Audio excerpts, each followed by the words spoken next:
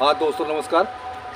आप आर्य प्रयास में आप सबका स्वागत है। मैं पीपी सिंह आर्य प्रयास से। इस समय मैं इसौली, एक चर्चित ग्राम सभा है, इसौली ग्राम सभा विधानसभा है। यहाँ पे एक बैठक चल रही थी। बैठक में भारतीय जनता पार्टी के वरिष्ठ नेता हमारे बीच है। मैं उससे जानना चाहूँगा ये बैठक किस परिप्रेक्ष्य में है, क्यों है। गुरु जी पहले अपना नाम परिचय बताएंगे। सूर्यभान पांडे। आप भारतीय जनता पार्टी से हैं, किस पद पर हैं बताएंगे, और ये आप जो मीटिंग हुई, मीटिंग का उद्देश्य क्या रहा, ये बैठक जो हुई आज ये हो रही है, इसके बारे में कुछ बताएंगे आप। हाँ, हम इस समय भारतीय जनता पार्टी के जिला प्रबुद्ध प्रकोष्ठ के सह संयोजक हैं जी। और आज यहाँ एक मीटिंग की गई है, बैठक, जिसमें पूरे काशी क्षेत्र में हिंदुओं के संगठित होने का एक प्रक्रिया चल रही है जी। तो मैं तो ये कहूँगा कि जहाँ भी जिन लोगों के पास तक हमारी ये बातें पहुँचें जी। वो सारे लोग हर जगह गांव-गांव में हिंदू संगठित होकर के और इस कार्यक्रम को सफल बनाने का प्रयास करें। मैं एक सवाल करूँगा, आज ये हिंदू संगठित होने का सवाल क्यों पैदा हुआ? क्या देश में कोई अस्थिरता का माहौल है, या क्या ऐसी स्थिति पैदा हुई है कि हिंदू एक मंच पे आए? नहीं, देश में अस्थिरता का कोई माहौल नहीं है। बात हिंदू संगठन की इसलिए है कि इस देश का हिंदू जब संगठित होगा तभी यह देश सुरक्षित रहेगा। हम किसी भी काम को करते हैं तो ऐसा नहीं कि हम जैसे मान लीजिए हम शस्त्र संग्रह कर रहे हैं या और कोई काम कर रहे हैं, तो ऐसा हमारा मानना नहीं होता कि हम इससे लड़ने के लिए कर रहे हैं, लेकिन उसको हम अपने आवश्यकता के लिए इस लिए रखते हैं कि अगर ज़रूरत पड़े तो हम सुरक्षा के रूप में उसका प्रयोग कर सकें। तो हिंदू संगठित होगा तो निश्चित रूप से भारत माता की अस्मिता संगठित होगी, क्योंकि यहाँ की संस्कृति और यहाँ की जो भी सारी धाराएं हैं वो हिंदू के माध्यम से ही हैं। शेष जितने भी लोग इस देश में रह रहे हैं, चाहे हिंदू, हम संकीर्ण विचारधारा में नहीं देखते हैं। हम हिंदू उसको मानते हैं जो भारत को भारत माता मानता है। हम उन सब सारे लोगों को हिंदू मानते हैं, हमारी ये सोच है। गुरु जी एक सवाल और है मेरे दिमाग में है। हिंदुओं को तोड़ने की साजिश चल रही है देश में। देश में क्या बौद्धिस्ट वर्ग के कुछ लोग हैं और प्रलोभन दे करके हिंदू को तोड़ने का प्रयास कर रहे हैं, इस पर क्या कहना चाहिए?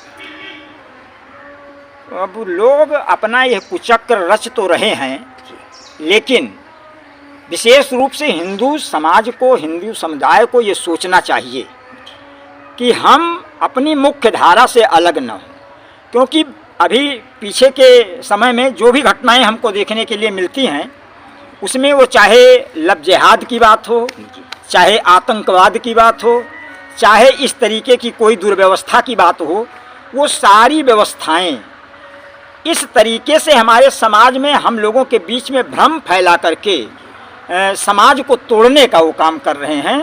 तो इसलिए हमको इन सारे जो कुछ हो रहे हैं इनके चक्कर में न फंस करके अपनी मुख्य धारा को कभी भी छोड़ने का मन नहीं बनाना चाहिए, चाहे जैसी परिस्थितियाँ हों। तो इसका मतलब यह माना जाए कि जो हिंदू संगठित होने की बात हो रही है, देश की मजबूती के लिए, देश को नए आयाम तक पहुंचाने के लिए, और जो कुचक्र रचा जा रहा है देश में, इसको तहस नहस करने के लिए हमारा संगठित होना आवश्यक है। इसी परिप्रेक्ष्य में मीटिंग है। हाँ, इसी परिप्रेक्ष्य में है। अच्छा, उसको जब हम संगठित रहेंगे तो फिर चाहे जितनी समस्याएं हैं फिर उनका हमारे ऊपर कोई प्रभाव नहीं पड़ेगा, क्योंकि जब हम अपनी सारी बात को जानेंगे तब उसका कोई प्रभाव हमारे ऊपर नहीं पड़ने वाला। तब हिंदू संगठित रहेगा, और जब तक हिंदू संगठित रहेगा तब तक इस देश में इस प्रकार का कोई भी, वो चाहे जैसी शक्तियाँ हों, उनके द्वारा रचा गया षड्यंत्र वो कामयाब नहीं होगा। और सबसे मुख्य बात तो ये है कि हमारी संस्कृति की रक्षा जो है वो हिंदू संगठन के द्वारा ही हो सकती है। आपने हिंदू संगठित होने की बात कही, देश की आवश्यकता है, देश को नए आयाम तक पहुंचाने के लिए, देश को मजबूती प्रदान करने के लिए। मैं आपसे और जानना चाहूँगा, जब हम संगठित हैं, अभी तो मैं संगठित हूँ, ये मानता हूँ, आप सब संगठित हैं, तभी तो आपने देश में मोदी जैसा प्रधानमंत्री दिया और योगी जैसा मुख्यमंत्री प्रदेश में दिया है। आप संगठित थे तभी तो ऐसा हो पाया। अगर संगठित होता तो ऐसा ना होता। तो क्या इसमें कहीं संशय है कि आने वाले समय 2024 में क्या इसमें कुछ दिक्कतें आ रही क्या? नहीं, देखिए, वो राजनैतिक बातें हैं और उन राजनैतिक बातों में हम ये मानते हैं कि सारे लोगों का, वो सभी जात, सभी धर्म, सभी समाज के लोगों का सरकार बनाने में सहयोग रहा होगा, हम ये मान सकते हैं। लेकिन जहाँ तक हमारे संस्कृति और सभ्यता की रक्षा का प्रश्न है, तो उस स्थान पर तो केवल हिंदू संगठन के द्वारा ही ये काम संभव है। क्योंकि राज्य और राष्ट्र, इन दोनों की अवधारणाएं जो हैं ये अलग अलग हैं।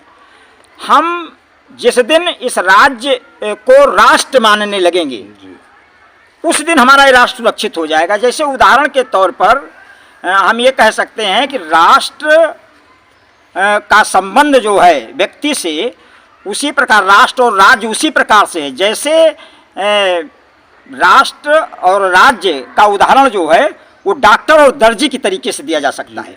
जैसे दर्जी शरीर पर पहना जाने वाले कपड़े की सिलाई करता है, लेकिन डॉक्टर जो होता है वो शरीर के पर पहना जाने वाले कपड़े की सिलाई नहीं करता, बल्कि उस शरीर के सुरक्षा की दृष्टि से देख रेख और उसका उपचार करता है।